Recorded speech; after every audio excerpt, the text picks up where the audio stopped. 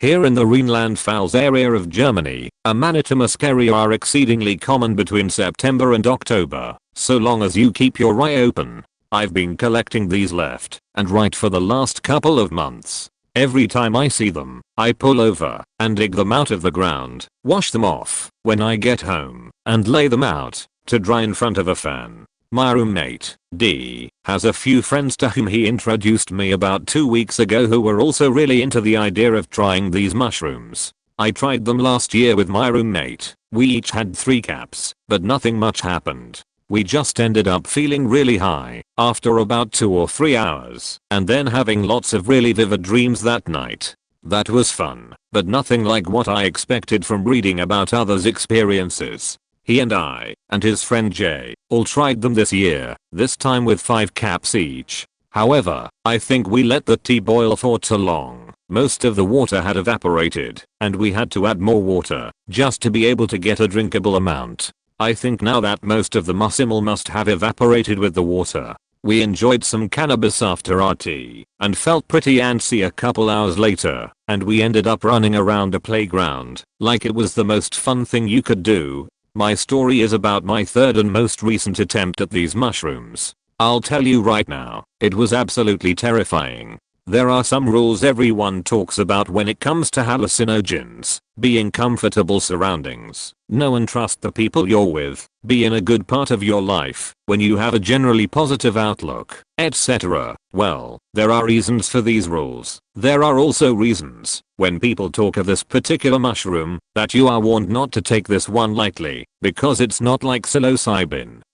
Not to take it, unless you're an experienced tripper, not to underestimate it. I made the mistake of letting my guard down, thinking that my 3 good psilocybin trips and 2 largely uneventful experiences with a muscaria made me some kind of expert, and now I'm not sure if I'll ever want to do these again. I was with the people D had introduced me to, J, S, and A, so D was at work, and the other 3, and I decided to get together and try to really get a trip out of these. We boiled about 22 dried caps of all sizes from small buttons to large nearly mature mushrooms into tea. Split among 4 people, that's about 5.5 caps for each of us. This isn't much more at all from the last time we tried, but instead of boiling the tea for an hour, we boiled it for 20-30 minutes, so that too much water wouldn't evaporate. S ended up sleeping all day instead of drinking the tea, so we saved his for him in the fridge. J, A, and I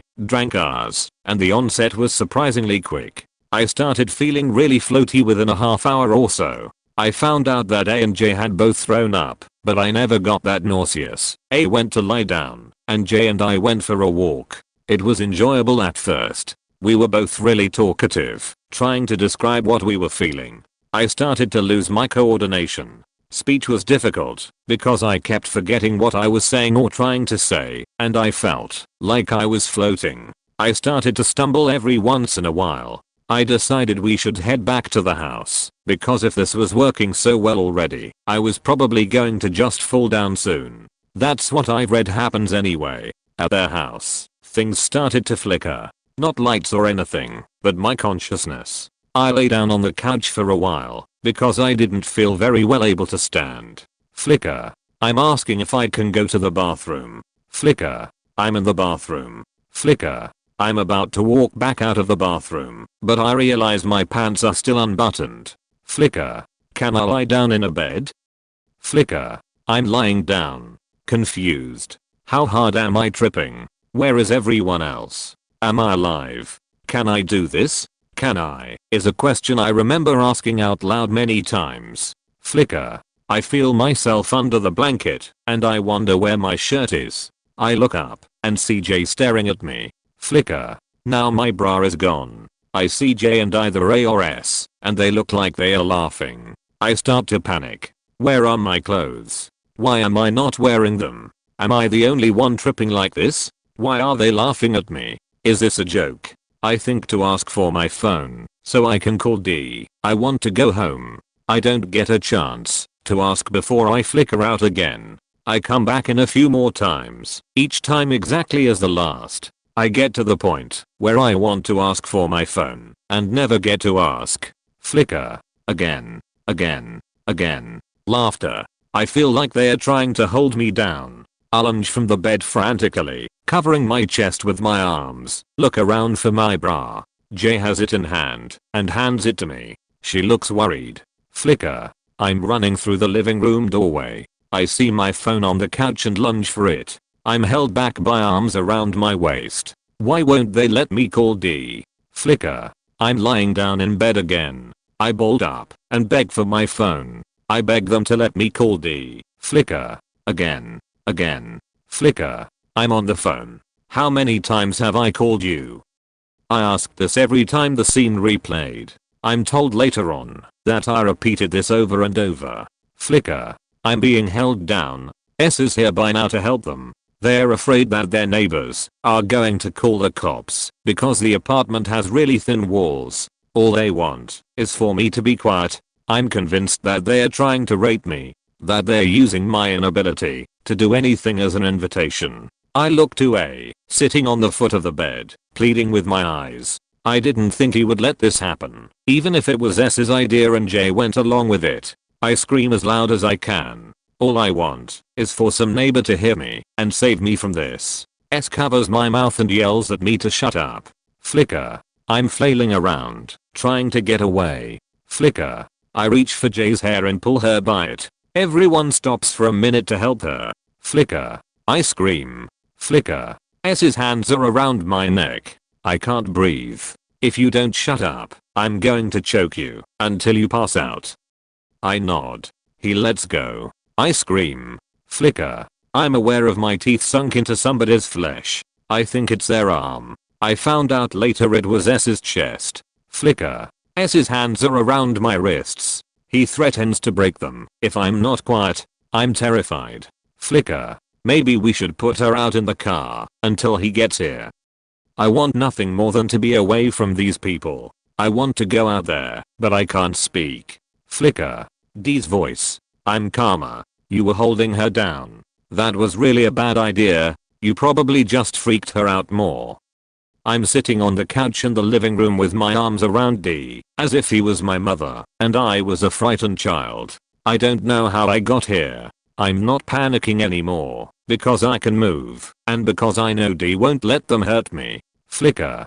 I'm being led down the stairs. Every few seconds, I would by myself lose all coordination and fall, so I have to be held up and guided by D. We are outside. He leans me against the car and helps me in the passenger side. Little kids are staring. I slump into the seat and try to listen to what J, D, and S are saying. Just talking about what happened. Flicker. D's put on Pink Floyd in the car. I keep apologizing. J is on the phone with D to see how I am. More apologies. Flicker. We are home, but that was just part 1. D helps me out of the car. If I try to do anything myself, my knees buckle and I fall. He walks me up to our apartment. Flicker. I don't become conscious again for a while.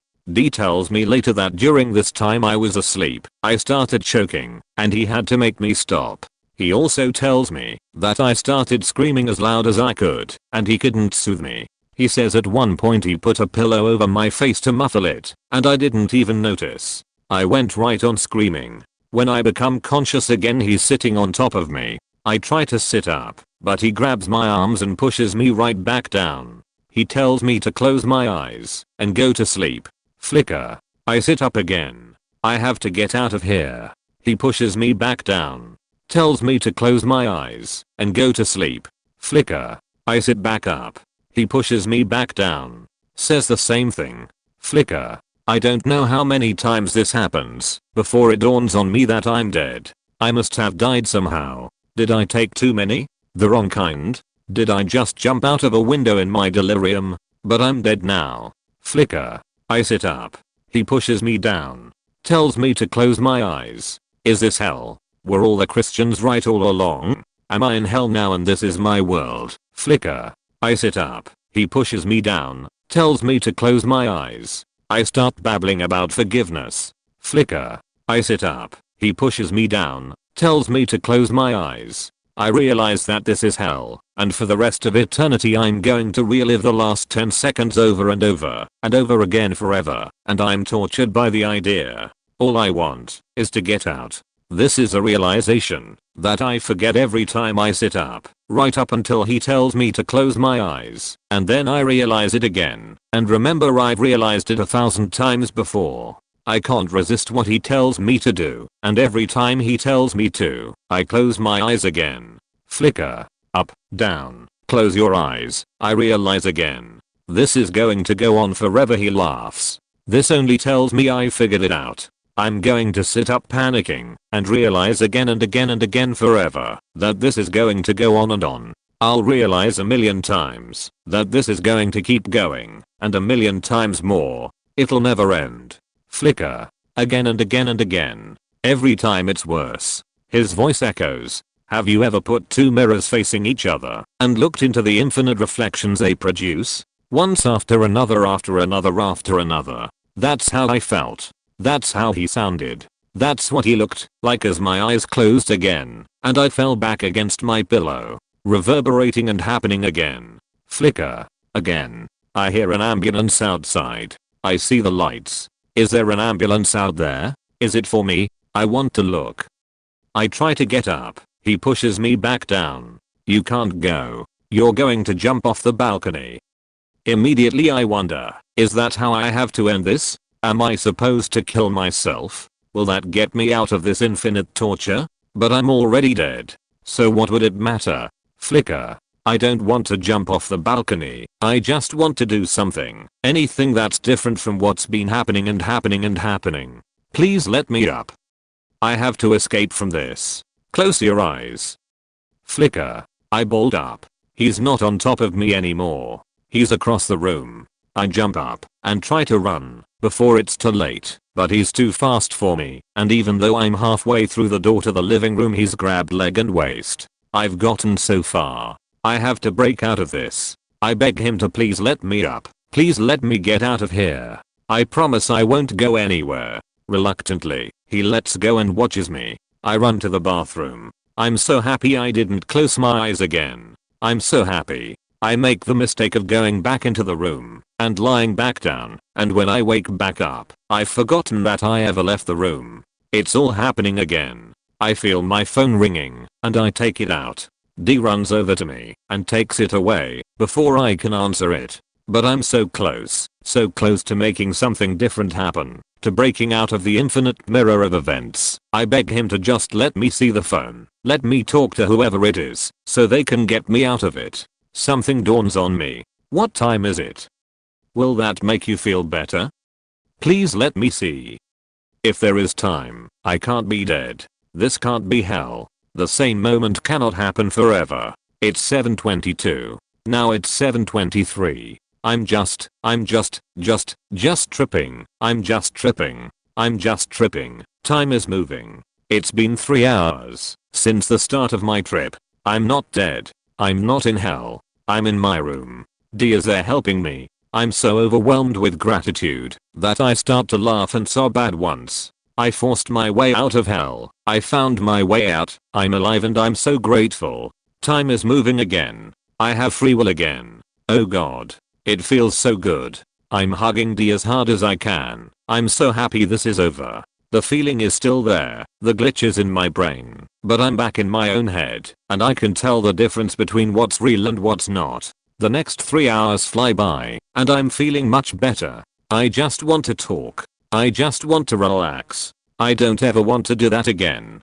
D tells me that he only pushed me back down onto the bed a few times, 4 or 5. The tiny number feels so impossible, and I'm not sure I can ever believe it. I'm told that in all my flailing, I kicked A in the face. I have some nice scratches and bruises on my arm, and a big purple bruise on my right thigh. My wrists ache, and my hip hurts. I find other little bruises on accident when I touch them, but they're not the kind you can see through your skin. I'm embarrassed more than anything, and I'm not very happy overall after this. I've never been so terrified in all my life, never felt worse than I did. I never wanted to understand the concept of infinity, but I do now. I don't think I'll ever trip on anything with those people again, because how they handled it only sent me further into delirium. You can't choke someone and threaten them while they're having a bad trip. Sorry, I've never had a bad trip before this. So it was really, I didn't know how to handle it. Shit, I didn't even think I was alive and tripping anymore. I'm agnostic, but I firmly believe that the Christians have got it all wrong, and they use their religion as a tool for money and power. Disgusting. So my thinking that I've died and gone to Christian hell pretty much means that I have lost my mind.